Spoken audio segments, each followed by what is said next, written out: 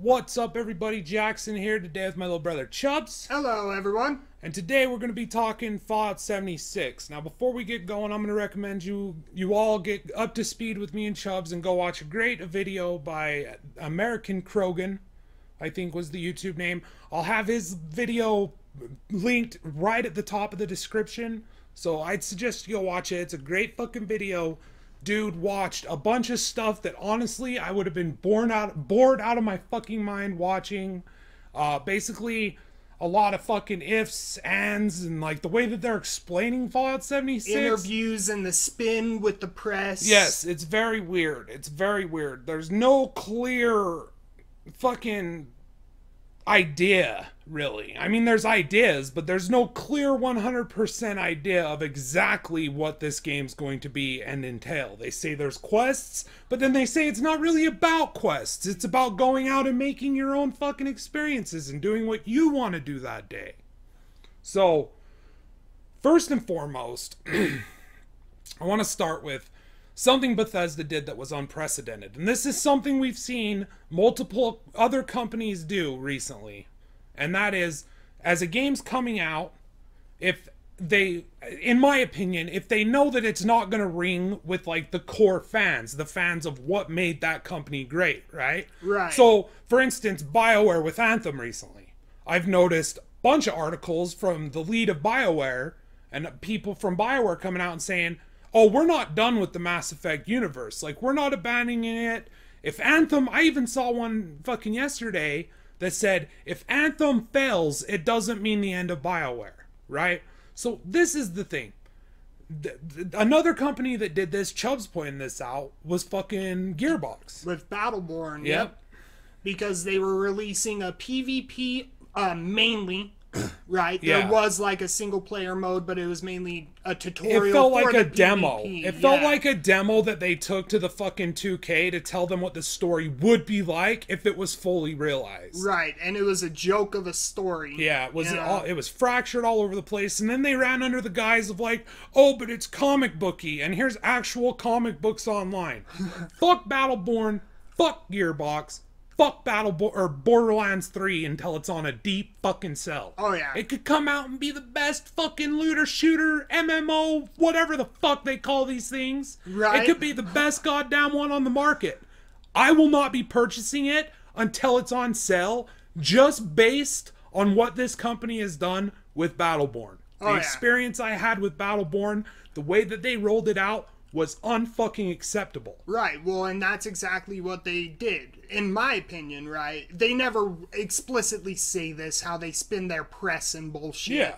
But how they approached it was, as Battleborn launched, I think it was the day of that it launched. It was before that. It was before launch. It was like weeks before, Fallout. It was like legit within the exact same time frame. You know what I mean? It was so close. But to as release. soon as they were talking about Battleborn being released, they said we're working on Borderlands 3 next.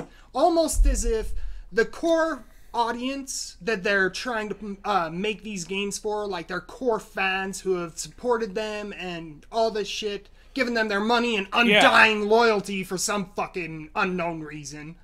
These people may not be happy with Battleborn.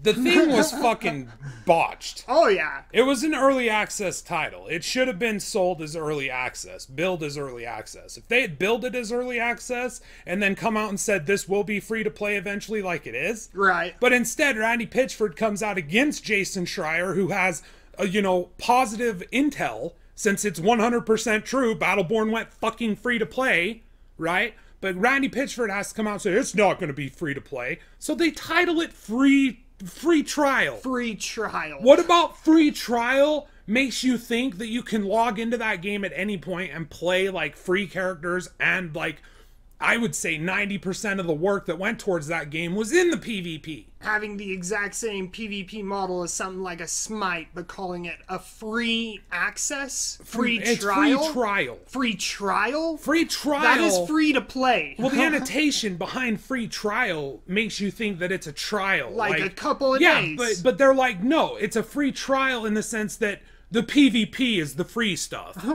But, like, if you want the PvE stuff, which is so fucking amazing, you gotta pay fucking, you know, however much they charge now. It's ridiculous. Right. Plus the Even, DLC. Yeah, and if you buy the Ultimate Badass Edition, that equals you jack fucking shit. None of the extra DLC packs. But fuck Battleborn, fuck Gearbox. Our only point there was that it's another part of that trend. They kind of spun that PR bullshit around, you know, and I feel like that's what their motive was, even though there is no clear, explicit knowledge, information of them saying that. There's not even anything at that point in time of Borderlands 3. Exactly. When they showed stuff later within, like, I think it was within a year or two, it's like the cell shaded. It's like environments. It's not even shit. I mean, so when they said we're working on Borderlands 3, what they really meant was we're starting to conceptualize Borderlands 3. Right. And the Bethesda and Anthem's doing the same thing by saying we're not done with the Mass Effect series. Don't worry. Yeah. We're still, you know. And then fucking Fallout 76 is announced and we hear some interesting things. First of all, unprecedentedly, they announce games that they're not even in fucking alpha yet. Right. When was the last time Bethesda revealed a game in the works that didn't have gameplay footage? Yeah, that was still in the conception phase. This is the first fucking time ever. Elder Scrolls 6 and Skyfield or fucking Cloverfield or whatever the fuck it is. Space game The or whatever. space game. Okay? So like that, both of those games, not even gameplay footage, let alone just like a pretty environment shot for that other one. And then I think just like a really brief space scene. I didn't watch the entire fucking shit. I watched highlights. Right. So to me, that tells me, and then immediately when Todd Howard comes out in an interview and says, or I mean, it might have even been on the stage show, but at some point Todd Howard basically said, we're still going to make the classic Bethesda experience games. Like, we're still going to make those games. And at that point, I mean, I was already confused as fuck. Me and you had been talking about it, and I was like, what the fuck is this going to be? Because right? From what I saw, it's like a co-op base builder with, you know, crafting elements so you can craft better weapons with legendary gear that drops off of big monsters. But it's all open world, and it's all just one world, and it's all on different servers. So you're building this game with the intention of a huge portion of it being players building their own base. Yeah. There's a lot of emphasis put on that. What doesn't jive with me is how in the fuck am I going to make a unique base in a unique location in a server with potentially millions of other people combing this map and making their bases, and then somehow I'm going to load in and my base is going to be there. But then in this video by American Krogan, the fucking one of the guys over there says, no, if there's a problem, it'll just wrap it up in blueprints and then we'll give you that. In blueprints, what does that mean? So can I deploy my entire base? Like, is it going to be able to save? Because one of the biggest things I like to do in Fallout 4 with the base building was decorate. Right. You know, like set up items, colas, you know, nuke power colas. armor suits, all sorts of shit. Yeah. Set shit up on shelves, make it look like, you know, it's lived in. Mm-hmm. It was like, that was what was fun to me, is like kind of doing what they did to definitely a lesser degree, but being able to make kind of my own environment using the tools that they gave me. That was fucking cool idea. The problem is in that situation, I don't have to worry about someone going out and finding a nuclear warhead and blowing up your fucking base. And blowing up my base. Exactly. Because fuck it. I'm going to create a high-level zone there, and it's a good place for it. And fuck your base. Yeah. So at that point, when I log back in, if that place is nuked, is it just going to cycle me into another server that, you know, and then... Or is it just going to pack up your base and you have to rebuild it somewhere else? Is there going to be a rebuilding? Or are you just going to, like, have it already blueprinted out for an area? Yeah, that's what I'm saying. Like, what? So if I build, like, a 4-room structure that has, like, 2 rooms on the bottom that are big rooms, and then, like, 2 smaller rooms on top in kind of like a pyramid-esque shape, you know what I mean? Right. So if I make something like that, and you pack it up for me, does that mean I get X amount of walls? You have to rebuild it do I have to put it all back into place? Because, like, okay, well, you've built the wall, so now you have the wall, but now you have to put the wall back down. Right. You know what I mean? And it's all a game based off of crafting, so your whole objective is to get more resources and minerals so that you can improve upon your base. Yeah. So it's, I mean, I just, like, I wasn't fucking interested at that point, where I feel like, Bethesda titles have historically been incredibly buggy. Right. To this day, Fallout 4 still has that game-breaking bug with the Desdemona in the fucking, I can't remember the name of the quest, but it's underground undercover. Yeah, underground undercover, where she just refuses to let you turn in the quest. Like, people say it's because Glory died, and my game Glory was fine. Some people say it's because of this, that, or the other. I don't know what causes it.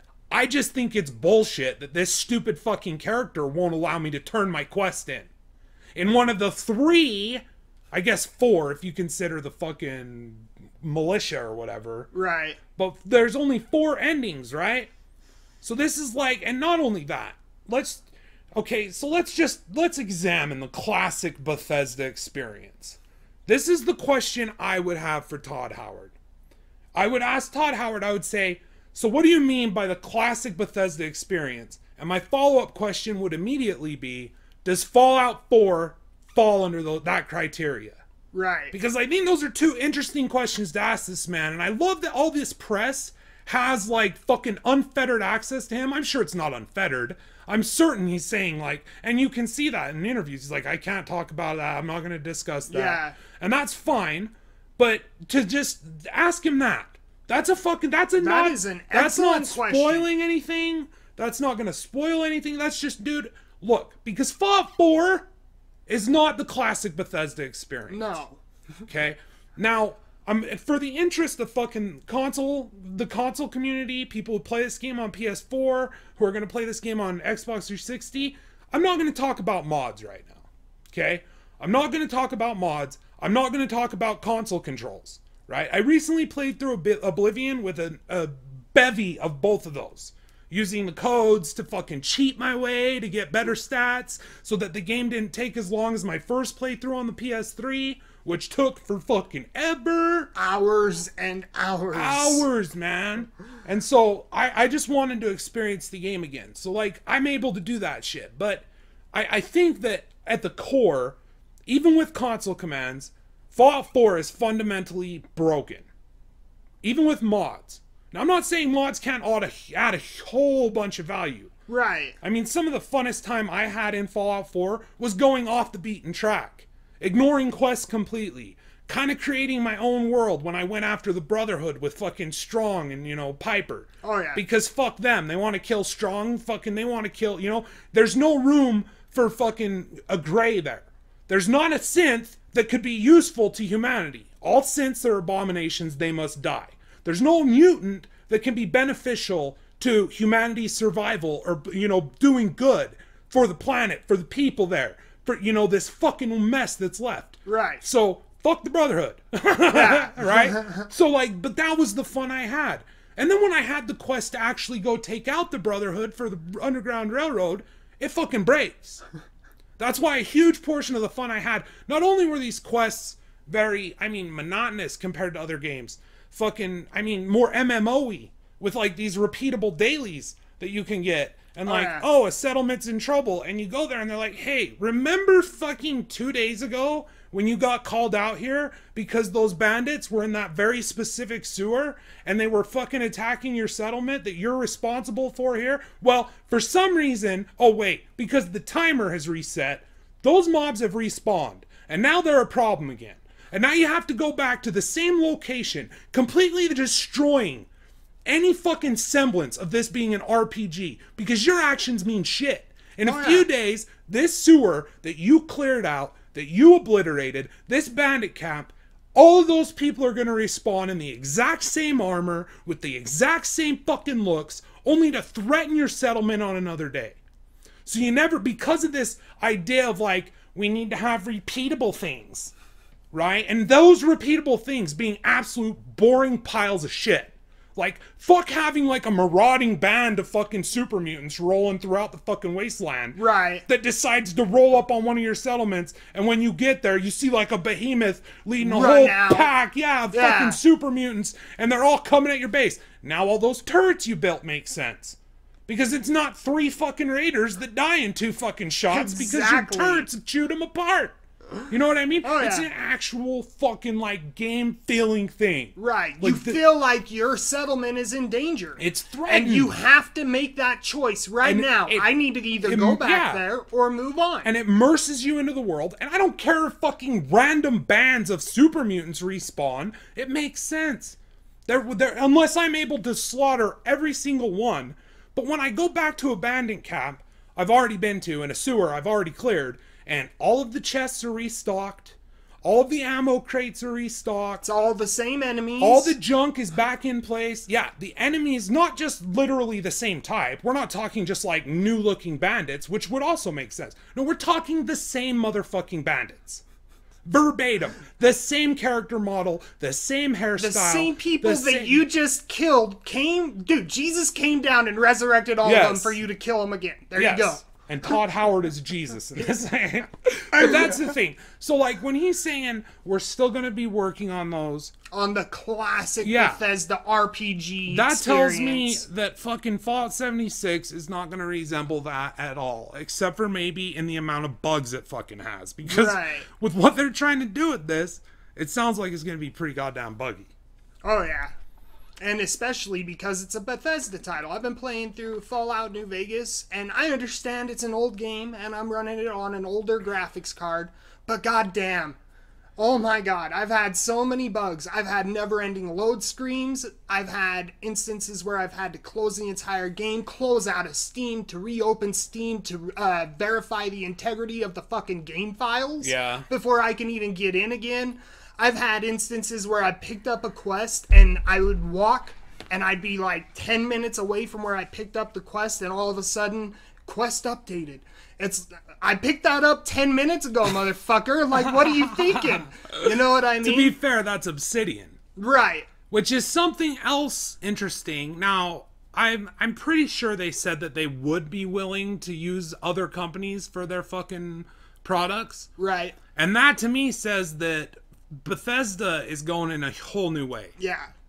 And so, like, and, you know... Well, that's what we saw with Fallout 4. We saw this regression. Yeah. I mean, the morality meter wasn't there, and they poached the faction endings from Fallout New Vegas, but it was more watered down because there was no morality within the factions. You could pick whoever the fuck you wanted. Yeah, it didn't matter. It didn't matter if you blew up the entire fucking world. Who gives a shit? All it came down to was what repeatable quests do you want to do at the end? Exactly. Do you want to have fucking power armor shit? Yeah. Power armor mods? Go Brotherhood of Steel.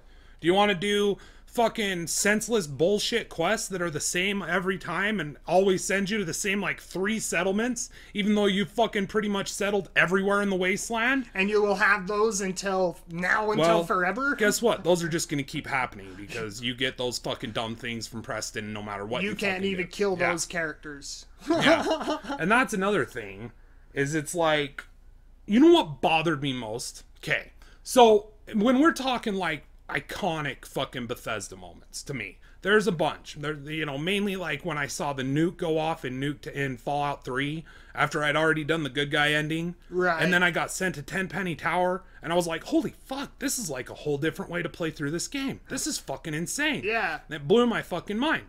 Another one though, one of the it just stands out forever, is that quest for the Brotherhood of the Blade, or Brotherhood of Shadows, or the Dark Brotherhood. Yeah, the Dark Brotherhood. Okay, the Dark Brotherhood in Oblivion, when they send you to that house party, and it's like Clue, but like you're the murderer, and you have to figure out a way to kill all these rich, you know, aristocratic types, because that's your contract, but you can't let any of them see you do it. So as long as you kill them in private, you're fine. Or you can poison them. Or you can, you know, turn them against each other and get them to fight each other in some cases, right? So just doing that quest, I've done it probably 3 times. That quest has always played out a little different. One time I did poison apples. I just wanted to see if it would work. I fucking picked everyone's pocket and put a fucking poisoned apple in their fucking pocket. Eventually, they fucking ate it. They all died. Yeah. It's fucking insane to me. So this level of freedom and stuff in a single player game, it's slowly drifting away. We're getting more, like, people are slowly starting to think that RPG means that it has a skill tree. And a story. And that's not necessarily wrong. You know what I mean? Right, no, these are elements in RPGs. But they're very linear. They're the same experience. But let's get down to you the don't definition. get a different experience when you play it. Yes, and that's like where I would like to get into the definition of an RPG. Well, if you go back to the origins of RPG, role-playing game, you're going to see games like Dungeons and Dragons and maybe some precursors to that were much less refined. But I'd say the one who painted out the entire picture of an RPG was Dungeons and Dragons. Right. Gary Gygax and I can't remember his partner's name. Gygax is just such a unique name. You'd fucking never be able to forget that fucking name. But that's where you go to. And what was Dungeons and Dragons? What is Dungeons and Dragons? Well, it's a 5-man adventure team versus one guy who is the Dungeon Master. And the Dungeon Master has created a campaign either via, the custom campaigns that they themselves do with their world, or you can just make up your own shit. Yeah. Some of the best novels within that genre or within that world. Entire world, the Forgotten Realms. Some of the best tales there started out as fucking campaigns for D&D groups amongst friends. Okay? So and within that, the Dungeon Master is able to say, okay, well, you walk into this tavern and, you see a buxom, barmaid who looks willing to flirt with the fucking thief. Because the thief looks charming, yeah. And then he's like, the bartender looks to be a hardened, gnarled warrior who must have served in a past war. Right. You could possibly send your warrior to go talk to him, right? And there's options there. And it changes. Oh, well, let's go with the thief. Let's try to hit on the barmaid. Let's see if the barmaid will help us out. You know what I mean? Okay, well, that didn't pan out. Let's hit on this, let's talk to the gnarled warrior, see if we can get the gruff guy. Let's try to break his shell. Let's offer to give him a beer, get him talking, talking about the old days, and then, see if we can get some information there about this quest, this mysterious thing that we're enveloped in. Right. And you look at games like The Witcher. The Witcher 3 is the prime example of player choice within the story. Oh, yeah. Okay, you're able to fucking do so many different variables on all of those quests. Yes. The Fallout games are different in another sense. Is they let you decide on a moment's notice, right? But then later it could potentially break the game. Right. You know what I mean? So some could say that limiting freedom in certain places and expanding it in others is a better idea. I think that's the way The Witcher 3 was. The Witcher 3 limited freedom within the world. You couldn't go into a town and slaughter a bunch of innocent people. Right. Right? Well, and you're playing a pre-existing character within a world. Who wouldn't do that? Right, exactly. Yes. And that's another thing, does that diminish its RPG elements? Not at all. Because you're playing an existing character, true, within an existing world, true. But you still, as the player, have choices to see that character through the world. Yes, and their morality choices, their, whatever you want to do. And it doesn't even tell you. It could be the most minuscule thing that you missed, and then the ending cutscene, you get a bad ending. And you're like, fuck. Yeah, exactly. Where did I go wrong? Yeah, you know what I mean? And so that to me is RPG. So I feel like Bethesda's games fall under that, and even Fallout 4 more than, I'd say, current games that get the same title. I think Fallout 4 belongs there more, because eventually you do shape it. You do shape the world. Right. You choose a faction, and either you take out the Institute and the Railroad, or the Brotherhood and the Institute. In the customization and what you are as a character, and your skills. The world is impacted by that. You know what I mean? More so than, say, Assassin's Creed Origins. Oh, yeah. Where I missed a side quest in an area, and I killed the boss of that area, the badass who was responsible for the death of Egypt and his son, or whatever the fuck. I honestly forget now. What the fuck? It's like a cabal of evil people. I know that this bitch was really evil. She was like the alligator or the crocodile or something. She was really evil. She was fucking doing it. And so I go back to this zone later, and I find a quest I missed. instead of failing this quest because I've murdered the woman who's supposedly causing the duress that this guy was feeling, I had to do some fetch and carry motherfucker quest for somebody there as a cause to this character within the game world that I've already fucking killed. Yeah. Right? So that right there breaks your immersion. It makes you feel like I don't really have an effect on this. Yeah. I may as well be watching a movie. Now, an interactive movie, yes, with, you know, solid gameplay mechanics and fun combat, and honestly the best in the series, in my opinion, but still a linear path. Yes. From start to the end. You know what you're getting. Yeah, the game's deciding for you what you're doing, what you're allowed to do. The story that you are being told is the same no matter what. Is out of your hands. Exactly. Fallout 76, they're saying it's going to have a story, but is it going to amount more to anything other than tutorial quests to teach you how to interact with this open world survival adventure-based builder? And that's the thing about Todd Howard and the whole Fallout 76 is they've been very vague about certain elements, right? There was that time where he was standing up in front of the crowd. He was like, you could play this single player or solo. You could play this solo. And that in of itself is vague.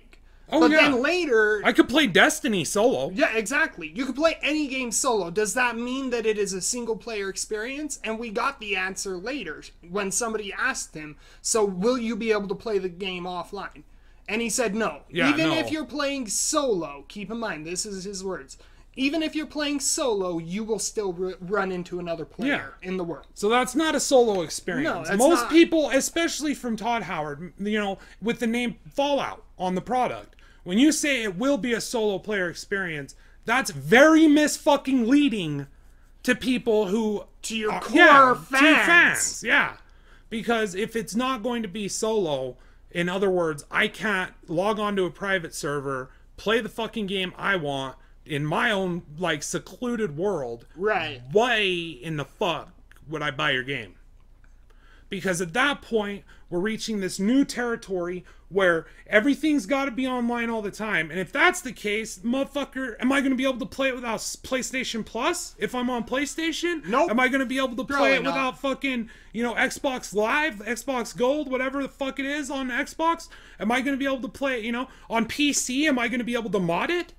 Because if it's online all the time, that means you're going to be controlling the servers. You're going to be restricting what people are allowed to mod. And then he says, well, we'll have private servers, but not for a while. Well, guess what, motherfucker? I'm not going to be buying your game, or I may buy your game, but it won't be for a while. Oh, yeah. Well, and especially when he uses jargon like it won't happen till later, and then he calls it a service, pretty much calling a private server that you can mod a DLC. Let's get real of what this game is. Right. This game is tacking on to the games as a service trend, which I got a very interesting article from my buddy Jeff last night, and we're probably going to be doing a video all on it alone, just like talking about this guy's idea of how it's sad for gamers who are coming up now.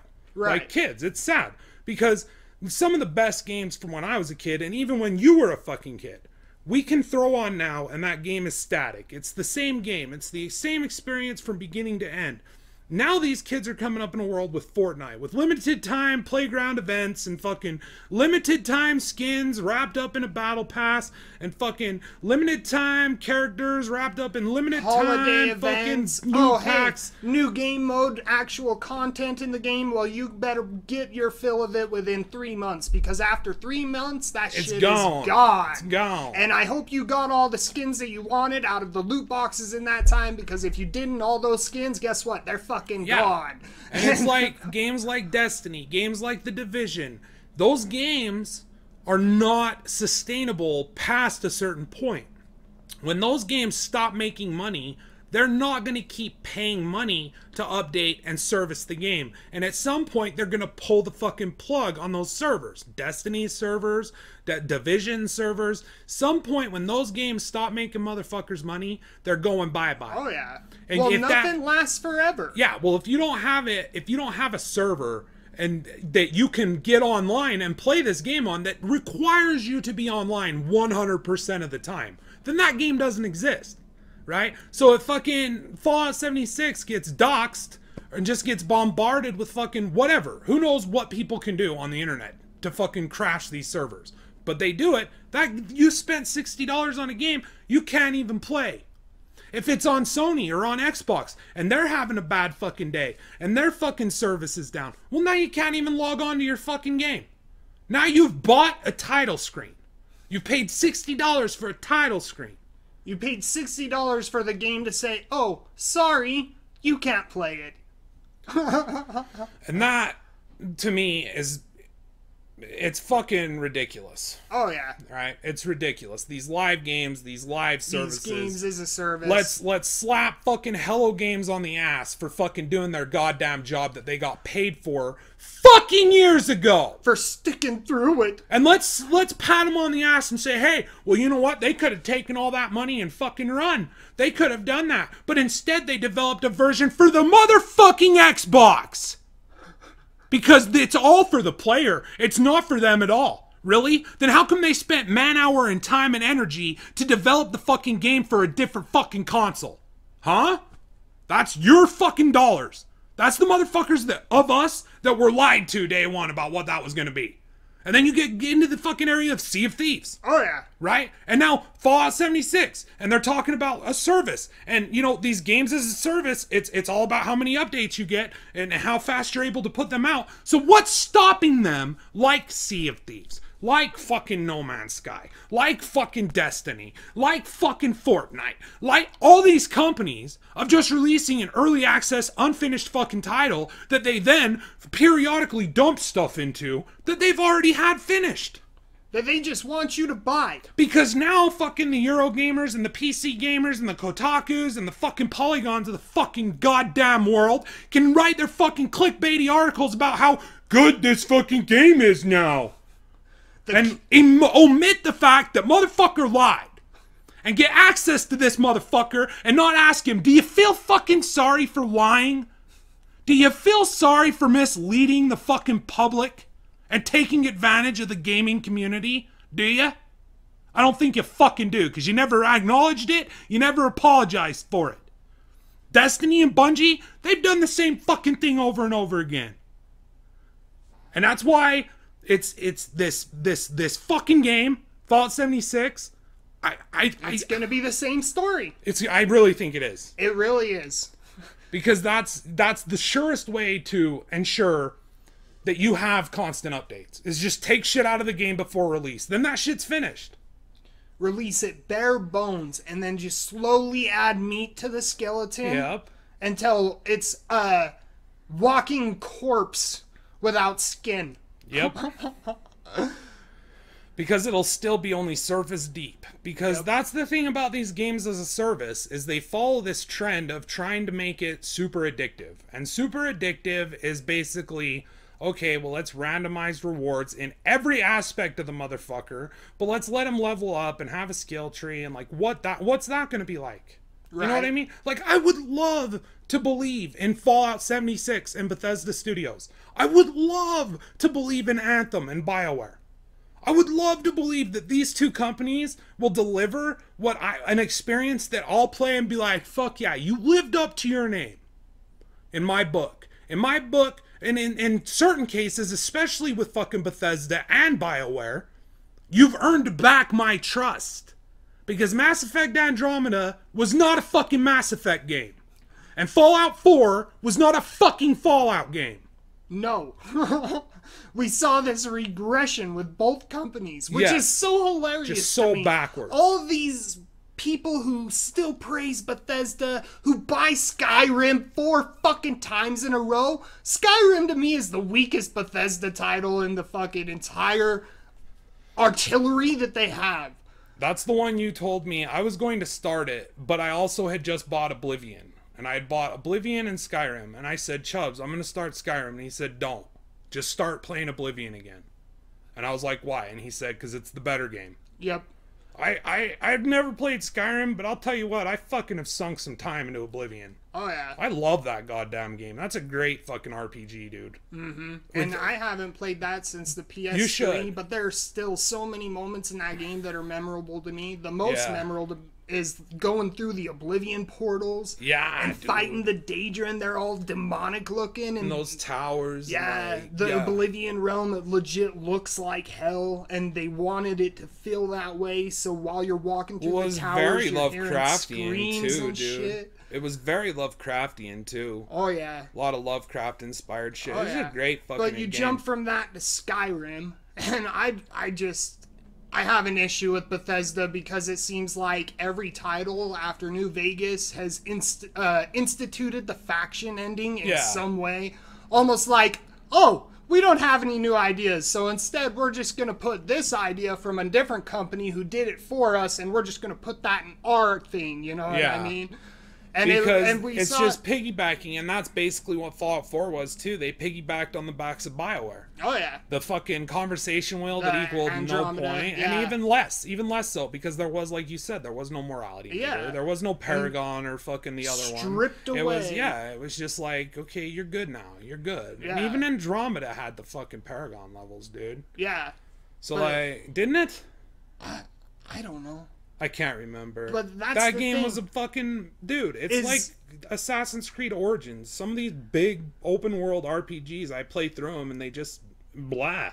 Yeah. Just blah. By the time I'm done with them, I'm done with them, and I stop thinking about them. I'm like, that was fun. It was engaging. I enjoyed my time spent with it. But now I'm going to go play a real fucking game and forget that that one ever existed. And it's like... So much so that when DLC rolls out, you're like, who fucking cares? I can't be fucking bothered. I bought that game for $60 and it's not worth it to pump another 20 or 30 to go back for another experience. Yeah, because what's the point? Because you're only playing it for the DLC stuff, because that's the stuff you haven't experienced. And it's not like a challenging game like Battleborn or something like that, that although it is the same, it has openness for, you know, where you can go to fight bosses or other things where the combat's just so intense and fun, and there's a variety of builds within that you can test on the bosses. It's not like that. It's like, I'm done. Yeah, I'm done. That's, you know, that's how I felt with Horizon Zero Dawn. And Horizon Zero Dawn is a great fucking game in my book. Like, I would recommend anyone play that. That was a fucking excellent time I had playing it. Oh, yeah. But every time I go to restart that game, I just go, blah. I've already heard your story. Yeah. I've already heard this line of dialogue. Yeah. And that's how I feel it's just every the same. time. That's how I feel every time I replay Skyrim.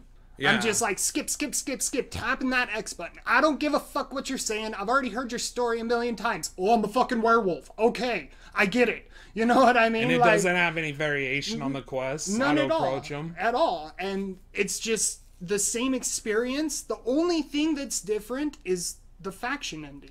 And it happens immediately. As soon as you're jumped into this world, you're getting a quest to join one of the factions. Why? Yeah, because the intro, like the tutorial, is your character is about to get put on the chopping block and get your head cut off, right? And the Imperials are going to cut your head off. And the Stormcloaks, the Jarl of the Stormcloaks, he's about to get his head cut off too, right? And so your choice is when the dragon attacks everybody and the executions stop, is you can either pick the people who were trying to cut your fucking head off, or the guy who was about to get his head cut off with you. And that's like one of the two factions. Like within the first 15 minutes, you're getting a quest to join either the Imperials or these people. That's why I would really love to hear someone ask him if he thinks Fallout 4 is the classic Bethesda experience. Yeah. I think that's a fucking good question to ask it, Todd. And that's where I want to leave it with you guys. What do you think?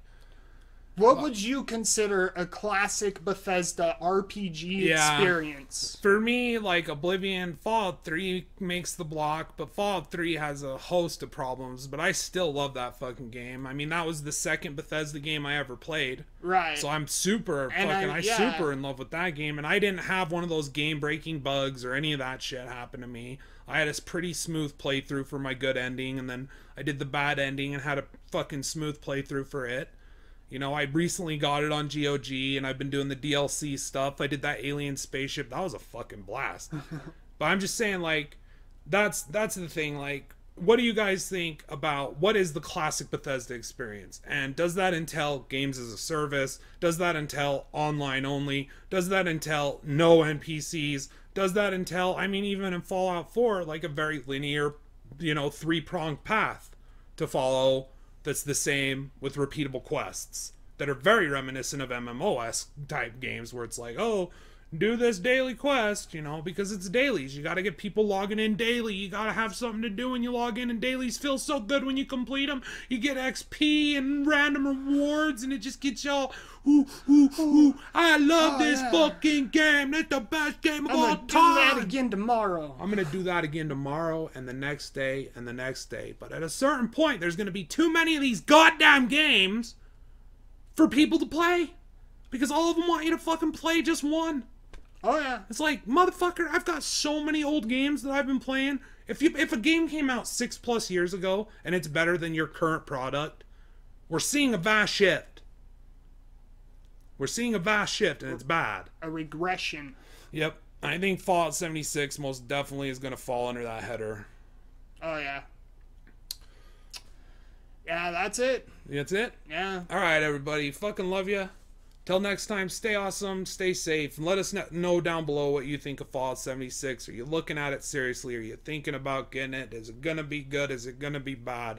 I'm fucking hoping it's gonna be good. Oh, yeah. I'm hoping the Anthem's gonna be good. I hope that these games are. Because these games as a service, I've said multiple times, I'm not opposed to this idea. Right. I'm just... we've seen it before with Bungie and Destiny and Rare with Sea of Thieves, where people are like, these are very reputable people, very reputable companies who have a reputation of making good games, and people will defend them, and then they release a lackluster experience. Yeah, and then they charge you out the ass for it over and over and over again until you finally have paid, $200+ for the full experience. Plus, it's not the full experience because there's a lot of stuff buried behind microtransaction RNG. Oh, yeah. That, if you want to unlock a full set of stuff, you're going to have to buy them because you're just not going to get enough earned through gameplay because they don't want you to earn enough through gameplay to accomplish that because they want you to buy them. Yep.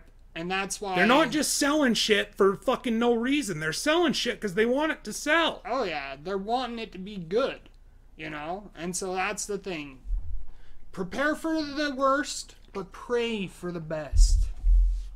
It just seems like such an easy idea for a concept of release a super fun game and then build onto it and keep it going. But it always ends up to be basically a plan to release a half-finished product, charge people more money, fucking spend development costs, creating cosmetic items, which, mark my words, fucking Fallout 76 is going to have a bevy of fucking microtransactions, Oh, yeah. And so that's, at the end of the day, dude, they were showing off an emote will, and it's like, I know what you're doing. You want some of that money. And I know what you're doing when you say, well, we still plan on building the fucking Fallout experience. The classic. We're not done with Mass Effect. We're currently working on Borderlands 3. I know what you're fucking doing. You're covering your ass, fucking trying to get people to just be dumb and blindly follow you. And that's fine. If that's what you want to do, you want to blindly follow these companies into fucking mediocre fucking games and give them all 10 out of 10s and fucking 9 out of 10s when they're not a fucking goddamn 4 out of 10, then, well, you go ahead and fucking watch what happens. I'll tell you what happens. Look at Hollywood. Hollywood's the perfect example. Oh, yeah. Look at what happened. Stale and stagnant. Because it all makes money, and that's all that fucking matters. And so no new ideas will be tried. Nothing safe. Or nothing not safe. We're going to deliver you a formulaic fucking movie that'll make no sense, but it'll look fucking gorgeous. It'll be a fucking spectacle. And then once you're done with it, you're not going to ever really feel the need to watch it again because there's nothing special in it. It's not like the filmmakers fucking imposed a piece of their soul immortally into this fucking work of art to fucking give you that feeling every time you either play it or watch it or listen to it. It's bubblegum pop, bullshit jump scare horror movies, giant fucking robot spectacle, fucking creature spectacle, and it's just, if that's what you like, that's fine. But don't one day wake up and say, this is bad. Why is it all bad? And wonder why it's all bad. Because you've been funding the badness. you know why it's bad. You've been funding the badness, so now they think the badness is what you want. So, that's why we rail against games like Fortnite. You know, we try to fucking bring them down a notch.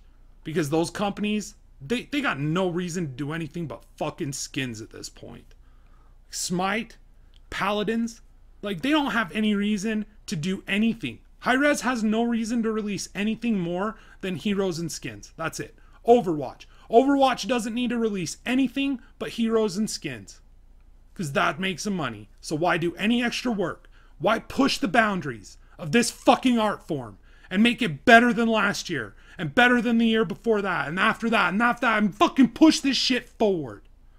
No, let's iron it out into a safe fucking goddamn formula that will make us money and leave people happy for a minute until they realize how empty and fucking hollow all of it truly is. Till next time, keep being safe, everybody. Fucking love ya. Talk to you next time.